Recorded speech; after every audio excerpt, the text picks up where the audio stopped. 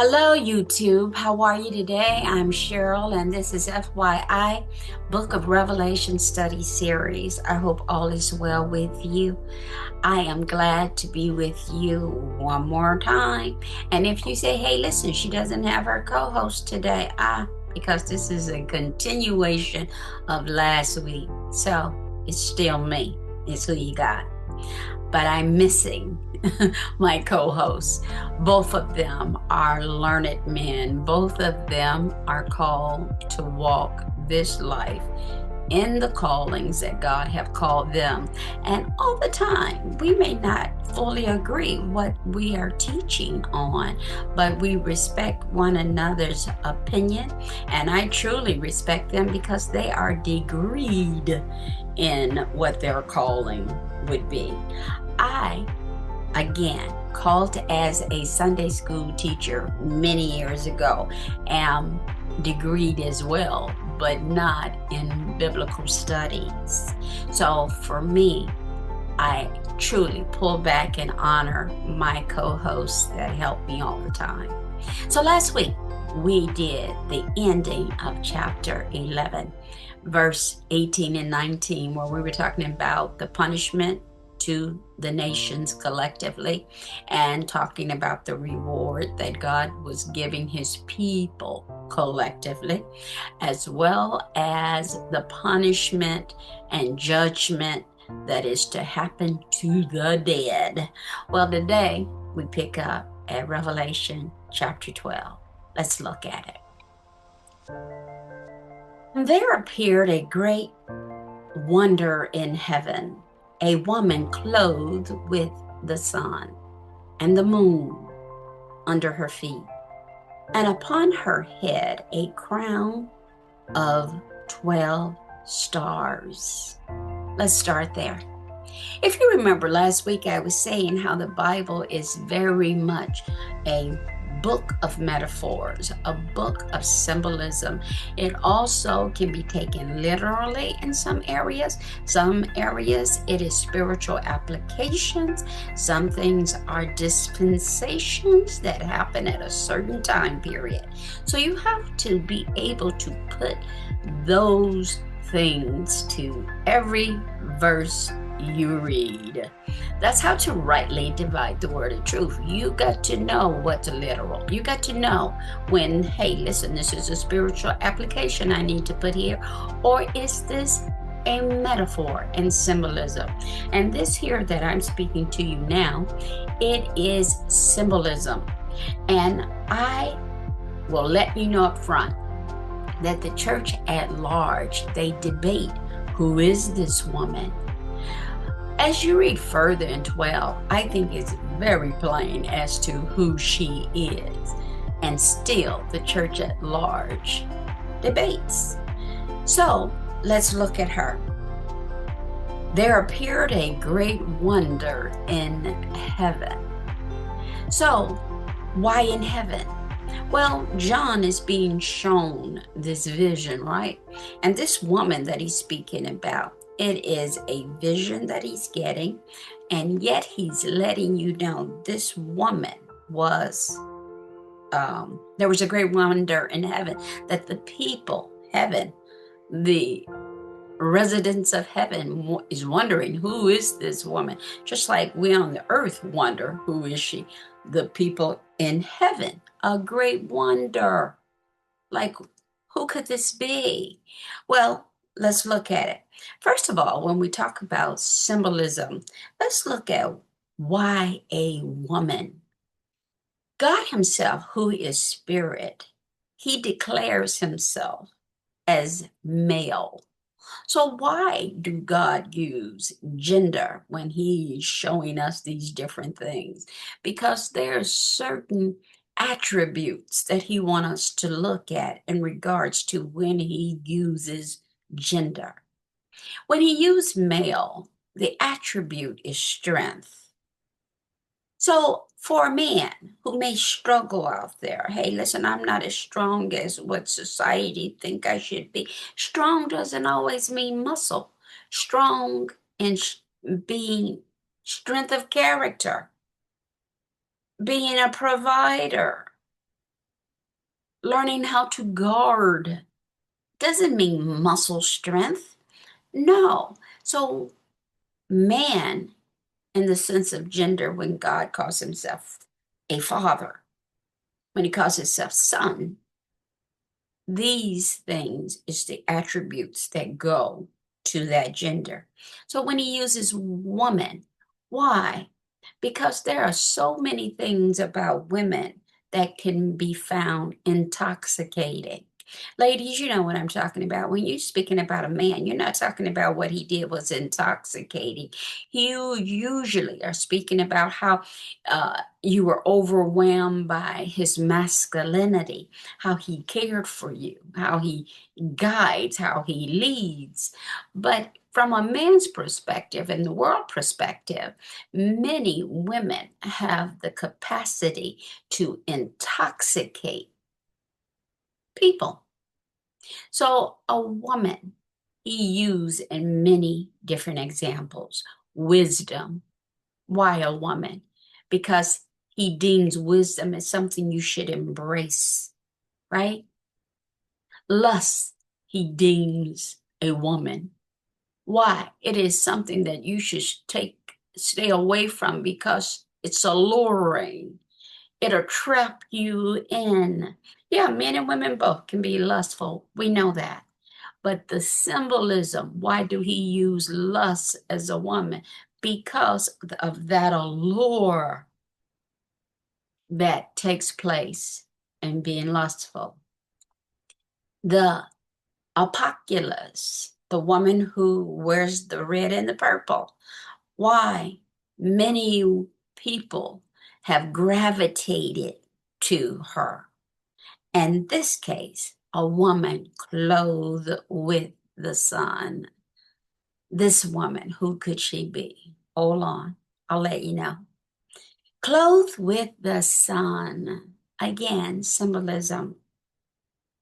You can't take the sun and put it on you. You can wear yellow. Yes, you can.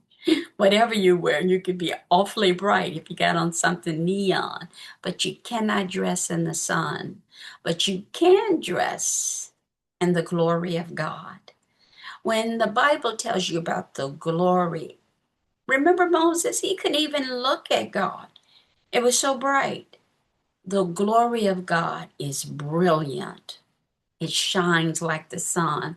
I will have passages right here in the Bible so that you may learn what it says about the glory of God.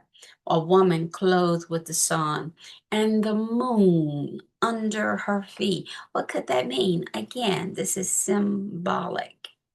The moon, it's a lesser light, just as important, but it's a lesser light than the sun. I'll break this down for you in a minute. Upon her head, a crown of 12 stars. You know how often that gets debated? People want to say, is that the disciples?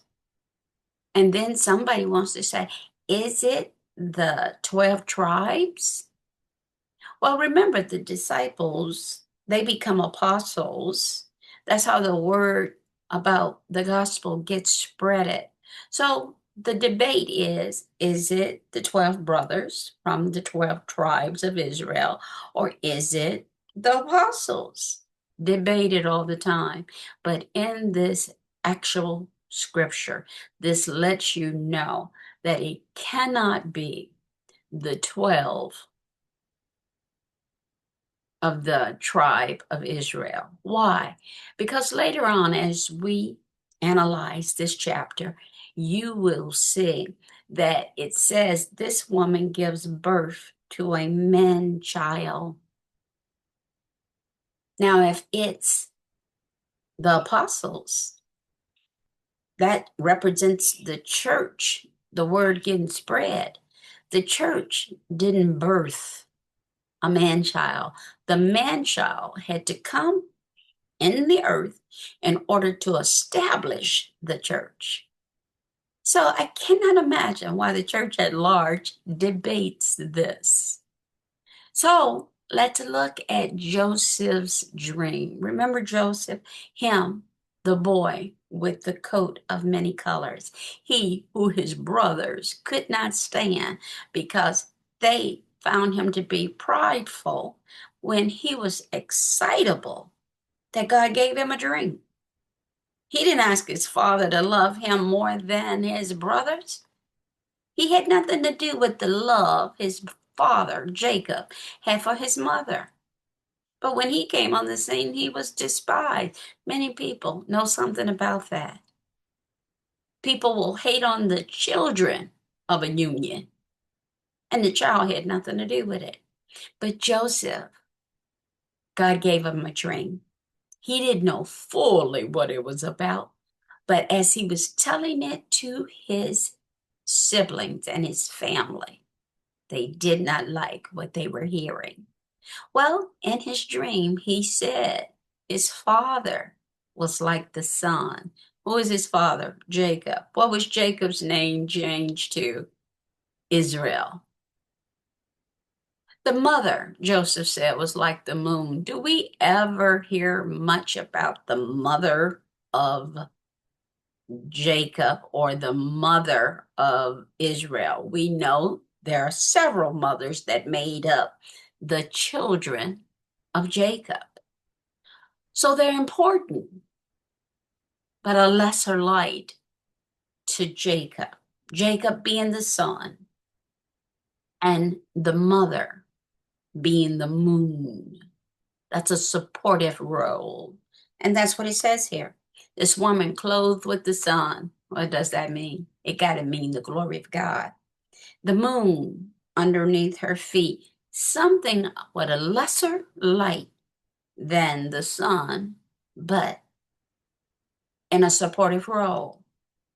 Upon her head, a crown of stars. The church, once again, did not birth a man child. That man child came out of Israel. Mary. Remember how it was declared? You will birth he who will rule with a heavy rod. So who is this woman? We get a clue of right there in chapter 12, verse 1. Let's do the last verse and then I'll say goodbye. Chapter 12, verse 2. And she being with child cried, prevailing in birth and pain to be delivered. Let's look at that. She being with child. Again, the church didn't birth a child. Why the debate? I don't know. But this symbolic woman being with child cried, travailing in birth. What does it mean to travail in birth? It is the experience of the process of birthing. It is intense, men. You men, you have witnessed, you have seen we women give birth. Well, you have seen it, but you haven't experienced what goes on in the process of birthing, which is very intense. So this phrasing alone, she prevailing in birth, have a lot to do with the behaviors and mindsets and things that have gone on down through the decades with Israel. Travailing in birth. Right now, when we hear about the horrors that goes on over there, it's been going on for forever. That's why I advise truly the believer. We only know a glimpse into that history. You got to know fully into that history to speak deep into it. Oh no, the Bible told us to pray for Jerusalem. It told us that Israel was the Jerusalem was the apple of God's eye. So these things we know to do. And we love what he loves and we hate what he hates. Does he hate Palestine? No, he does not. Again, That history is so deep that we cannot speak to it. And travailing in birth as they were traveling those lands, those things that happen to different characters in the Bible, different locations, different dispensations. We cannot speak into it fully. We have read, but this travailing in birth, oh, it's heavy, it's intense for this, the woman who was with child, travailing in birth. It is heavy. And pained to be delivered. Oh, what does that mean? Out of all these trials and tribulations that they experienced, it was a success that the man child was born, right? Right over there, that land of the Bible. Why is the land of the Bible? Because Jesus was born there, and the teachings came out of the Middle East. So we need to know that this woman, who could she be? The church, one, did not birth a man child. Therefore, who birthed a man child that the world came to know? That because of his existence, many have been persecuted. Many of them have become martyrs. Many of them in the name of God, but God is going to straighten it all out when he comes back. Because remember, he said he's punishing them who have destroyed the earth, environmental as well as moral decay. Remember, he said he's going to judge the dead, them who have done right and them who have done wrong.